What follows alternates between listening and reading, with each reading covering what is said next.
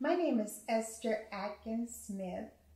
I was born and raised right here in Salisbury, North Carolina, although I went off to school and lived in various places between the Washington, D.C. area, Maryland side, from San Antonio, Texas to Pittsburgh.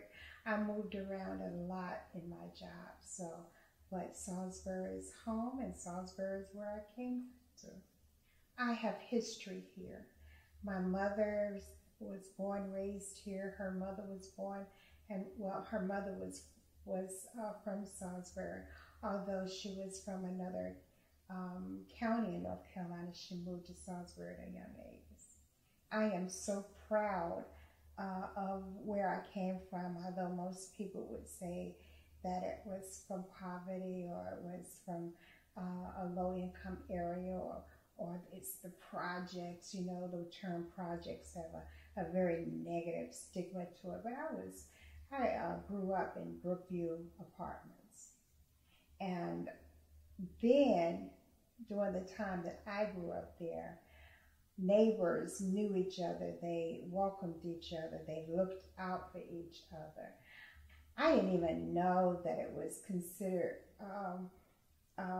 low income or poverty. I didn't know I was poor till a politician told us, because I didn't experience that. I just experienced love and anything that I needed or wanted, I had, because the neighbors didn't mind pulling together and making sure that those that wanted to be successful were successful. So that was my community. And at a very, very early age, they taught me to read. And reading was my escape. That's where I dreamed. That's where I knew the possibilities of life. It's because I was given the gift of reading and knowing that there was another world out there.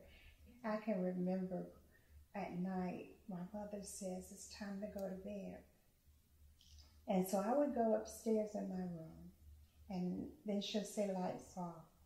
Well, I had a flashlight, and I would continue to read with the flashlight. I went to Lincoln School, elementary. I went there. I had a fourth grade teacher that told me that you're going to do this work because I know you have it in you.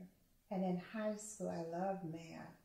And I had a math teacher named Miss Butler that told me, you will be going to college. You go as far as your dreams take you. Just dream them. Be strong. Have faith.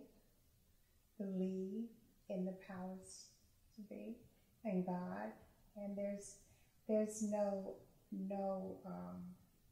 place that you can't go.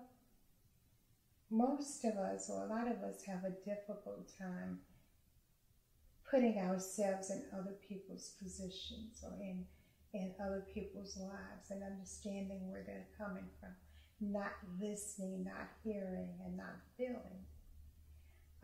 We need to be able to hear.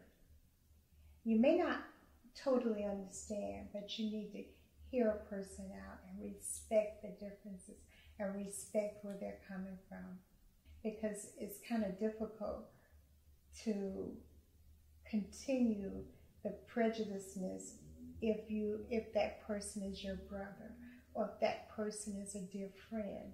It's hard to continue those thoughts. And then there is systematic or systemic prejudiceness. We need to recognize them and we need to acknowledge them. We are the ones that have to fix it, instead of saying that, well, I wasn't here when that happened, or it's not my fault. We need to acknowledge that they're there and then decide what we need to do to fix it. And change is not always pretty. Change is not always easy. And change most often hurt. But nonetheless, we do need to change things that we see that are not right. Salisbury can't be great until all of us are great. That we need to be aware of that. Aware that We're not here on this earth by ourselves. And it's going to take the whole of us to make Salisbury great, to make Rowan great. Be aware of the communities and the struggles and how we just want it better for everyone. Here's My Story is funded in part by the Z. Smith Reynolds Foundation. To share your story, please contact Rowan-Cabarrus Community College by emailing here'smystory@rccc.edu.